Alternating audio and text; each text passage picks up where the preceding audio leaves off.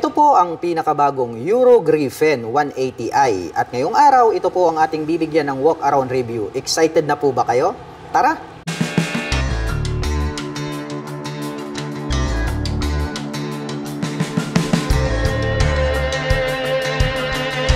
Ito ang Euromotor Griffin 180i. Napakabangis po talaga nito pong mala Aerox na kanyang body and design. Dito po sa bandang gitna, naka V-shape design yan, yellow color, hanggang dito po sa bandang itaas. Combination po ito ng black tsaka yellow.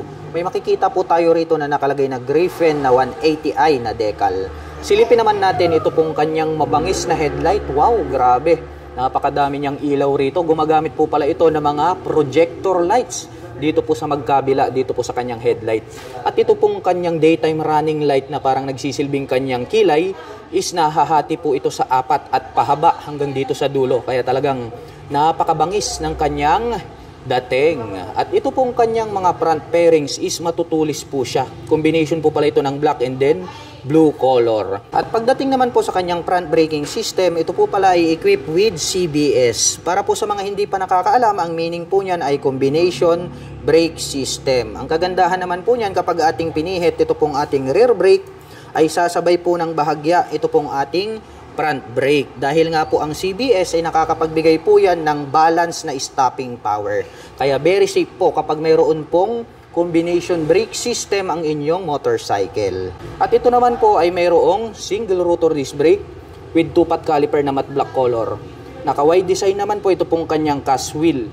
At ang sukat naman po ng kanyang gulong rito po sa bandang harapan, ito po ay mayroong sukat na 100 by 80-14. Nandirito naman po pala ito pong kanyang turn signals. LED na po lahat ng kanyang ginagamit para po dito sa kanyang lighting system. Mapunta naman po tayo dito sa kanyang side profile. Dito po sa bandang itaas, yellow color po siya. Nagkaroon ng partition na black and then nag-continuous po siya rito ng glossy blue color. And then black color po siya na glossy dito po sa kanyang palikpik. Kaya ang ganda ng kanyang color combination, no? Talagang very attractive.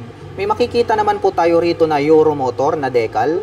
And then dito po may makikita tayo dito na big letter na E, U, R at saka O. Meaning to say is Euro. At mayroon din po siyang additional na black color dito na decal. Dumako naman po tayo rito po sa bandang itaas. Ito pong kanyang handlebar cover is matte black color. Mayroon po itong maliit na visor, hindi lang po naka-install ngayon. Silipin naman po natin ito pong kanyang fully digital meter panel display. May letter E na logo dito sa bandang gitna. At pagdating naman po rito sa kanyang mga button selectors, mayroon po itong passing light or menu. Menu po pala yung nakalagay rito. And then ang kanyang high beam and low beam, turn signal selector at ang kanyang horn. Habang dito naman po sa kabila, mayroon pa po pala itong auto stop start system. May on and off itong kanyang headlight at ang kanyang electric starter. Ito pong kanyang mga brake levers is chrome color po siya. At ito pong kanyang handle grip is black color. At pagdating po sa kanyang ignition, ito po pala ay equipped with the smart keyless system. Nandirito po yung kanyang keyless remote. Pa-remote na lang po tayo kapag ating i-activate ang scooter. At bukod dyan, included na rin po pala rito yung kanyang fuel at set opener. At dito naman po pala sa bandang gitna, located dito pong kanyang fuel tank. At ito po ay mayroong fuel tank capacity na 6.5 liters. At mayroon naman po itong fuel consumption na 45 km per liter. Ang kagandahan yan, more accessible po siya kapag kayo po ay magpapagas, hindi nyo na po kailangang bumaba mula sa pagkakaupo dito po sa scooter. Dito naman po sa left side pocket may door dito. So buksan po natin para masilip natin kung spacious ba. Maliit lang naman yung bulsa niya rito. Pwede lang tayong magsiksik siguro rito ng gloves. At ang kagandahan niyan ay mayroon na po itong integrated na USB charging port. So mayroon na po siyang USB ready rito na type A. Gagamit na lang po tayo rito ng USB cable ay pwede na po tayong mag-recharge ng ating dalang mga gadgets at mobile phones. Dito po sa kanyang side profile, mayroon po ritong X design na glossy black at may makikita tayo rito na Griffin na decal na combination ng blue at saka yellow color. Ito pong kanyang upuan, grabe. Naka-camel back seat po ito. At talagang parang naka-set up na, oh. Yung pagkakatahi, matibay. Nagkaroon ng mga deep lines dito. At gaya ng sabi ko sa inyo, naka-camel back seat po siya. And then nagkaroon ng touch ng carbon sa gitna. Mayroon pa po rito sa bandang itaas. At ito naman pong kanyang integrated na grab bar is yellow color po siya. May nakalagay po rito na Griffin 180i na decal. Nagkaroon pa ng windlet dito. At dito naman po yung kanyang grab bar nandirito sa bandang gitna. Kaya kung inyong mapapansin, meron pong space dito na pwede nating ikawit yung ating kamay. Papunta naman po tayo rito po sa kanyang pillion step para sa ating back rider. Chrome color po siya at fadable. At ngayon po ay susubukan nating sakyan ang Euro Griffin 180i para maipakita ko po sa inyo kung gaano nga ba ito kataas. Mababa lang din naman pala ito, mga ka-LM. Dahil makikita nyo naman, lapat na lapat yung ating paa. Kaya masasabi ko na very comfortable ito para sa mga tulad ko na 5'6" in height. Para naman po sa mga kababayan natin na average height, kayang-kayang i-manage po ito ng mga 5'3" and above. Ito pong kanyang engine, ang ganda rin po pala ng color combination, no? Nagkaroon ng 3 butas rito, black color, nakaimbus tong part na to. And then silver color po itong kanyang engine cover. May naka-intact naman po rito na Euro motor. At black color naman po ito pong kanyang airbox cover.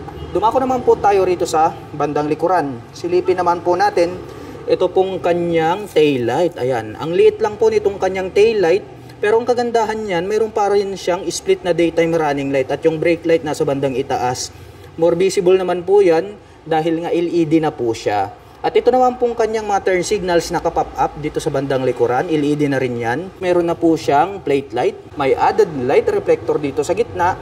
At ito pong kanyang rear fender, ang kanyang nagsisilbing plate holder. Ang isa pa sa very impressive dito po sa scooter na ito, ay ito pong kanyang rear shock absorber dahil equip po pala ito ng dual sub-tank shock absorber. Mayroon na po siyang canister na gold color along with silver color at yung coil spring na ginamit is glossy black color naman po siya.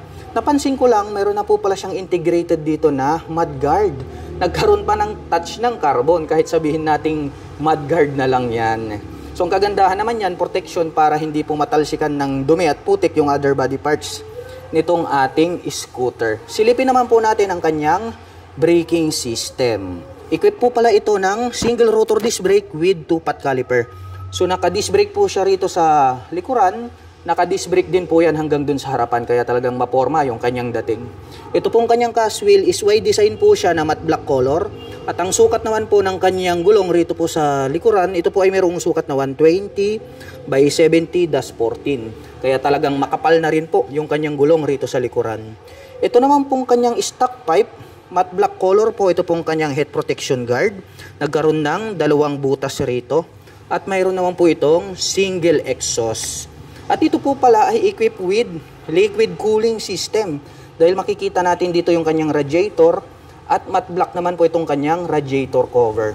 Kaya ito pong scooter na ito ay maaasahan po natin pagdating sa mga mahahabang biyahe dahil nga po naka-liquid cooling system which is naka-design po ito pang long rides driving purposes. At pag-usapan naman po natin ang kanyang engine specifications. Ang Euro Griffin ay mayroon po itong 180.4 cubic centimeter engine displacement. Naka single cylinder, single overhead cam, 4-stroke with 4 valve. At nakakapag-provide naman po ito ng maximum power na 17.4 kilowatt at 8,250 RPM. Habang nakakapagbigay naman po ito ng maximum torque na 15.7 Nm at 6,500 RPM. At ang bigat po ng motorsiklo na ito ay mayroong kabuuang bigat na 115 kg. At ang presyo po ng Euro Griffin 180i ay nagkakahalaga po ito ng 108,900 pesos. At kung balak mo naman pong kumuha ng hulugan ay kailangan mo lang pong mag-down payment ng 10,000 pesos. At mayroon naman po itong 4,808 pesos sa loob po yan ng 3 taon. At para naman po sa mga nakapanood ng video na ito at interesado pong maglabas ng Euro Griffin 180i, ay maaari nyo po silang puntahan at bisitahin. Dito lamang po yan sa Mitsukushi, Nankayasan, Ordaneta, Pangasinan.